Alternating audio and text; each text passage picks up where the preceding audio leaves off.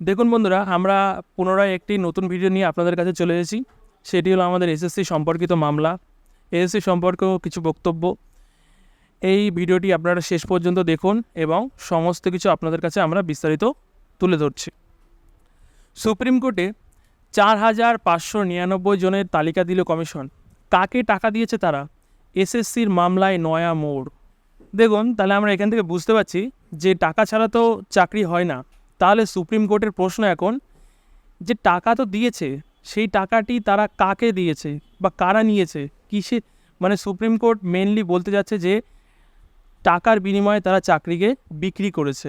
সেই বিষয়ে হলো আপনাদের কাছে আমরা এবার সুপ্রিম কোর্ট এই জিনিসের মাধ্যমে পরিষ্কার জানিয়ে দিতে যাচ্ছে যে এই টাকার বিনিময়ে যারা চাকরি পেয়েছে বা চাকরি নিয়েছে, তাদের যে মাথা, সেই মাথাকে ধরতে চাইছে আমাদের সুপ্রিম কোর্ট।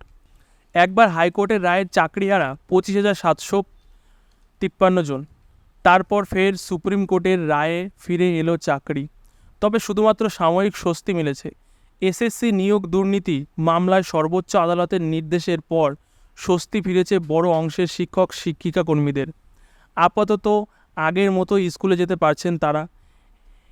ওদিকে ভোটের মাঝে এসএসসির মামলার রায়ের জেরে স্বস্তিও ফিরেছে শাসক দলের। তবে স্কুল সার্ভিস কমিশনের স্বস্তি কি ফিরেছে?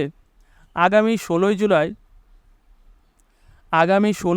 জুলাই এসএসসি মামলার পরবর্তী শুনানি।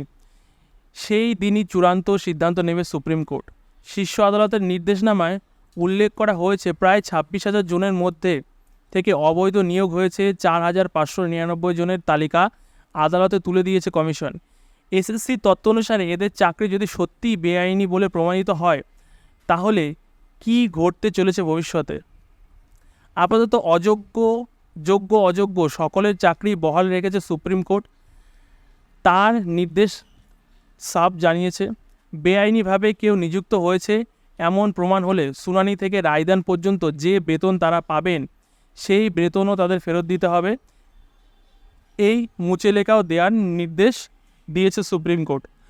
সুপ্রিম কোর্টের অর্ডার কপির 12 এবং 13 নম্বর পাতায় উল্লেখ করা হয়েছে যে এসএসসির অবৈধ নিয়োগের তালিকা জমা দেওয়া হয়েছে। এই তালিকায় কোনো রকম দুর্নীতি প্রমাণ হলে তাদের চাকরি যে যাবে তা প্রায় নিশ্চিত। তবে 4,599 জনের চাকরিতে বেনিয়ম প্রমাণিত হলে গোটা বিষয় প্রক্রিয়ার ওপর প্রভাব নাও পড়তে পারে, এমনটাই মত আইনজীবী মহলের। গত শুনানিতে নিয়োগের বেনিয়ম দুর্নীতির কথা স্পষ্টভাবে স্বীকার করে নিয়েছে কমিশন। এই অবস্থায় দুর্নীতিগ্রস্ত 4,599 জনের চাকরি চলে গেলে তার প্রভাব কার উপর গিয়ে পড়বে? যদি সত্যিই টাকার বিনিময়ে চাকরির বিক্রি হয়ে থাকে, তাহলে সেই টাকা কাদের হাতে গিয়েছে? নিয়োগের দুর্নীতির জেরে আগেই গ্রেপ্তার হয়েছেন প্রাক্তন শিক্ষামন্ত্রী পার্থ চট্টোপাধ্যায় সহ তৃণমূলের বহু নেতা। তাহলে কি চাকরি বাতিলের সূত্র ধরে এবার সামনে আসবে আরও বড় কোনো নাম? প্রশ্ন উঠছে রাজনৈতিক মহলে।